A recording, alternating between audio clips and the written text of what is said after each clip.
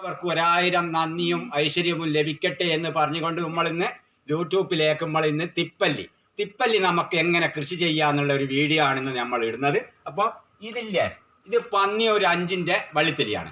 ഈ നമുക്ക് വെള്ളങ്ങളെല്ലാം വളരെ ജലസേചനം വളരെ കുറവേ മാണ്ടു. അപ്പോൾ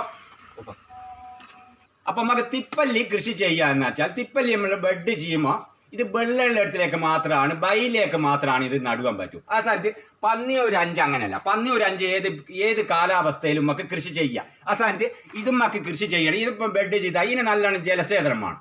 ജലസേചനം ഉണ്ടെങ്കിലാണ് നമ്മൾ തിപ്പല്ലി പൊടിക്കുകയോ വളരുക. അപ്പോൾ ഇവിടെയാണ് നമ്മൾ ബെഡിങ് ചെയ്യുക. ബെഡിങ് ചെയ്താൽ വള്ളി കേട് പിടിക്കില്ല എന്ന് മാത്രമേ ഉള്ളൂ.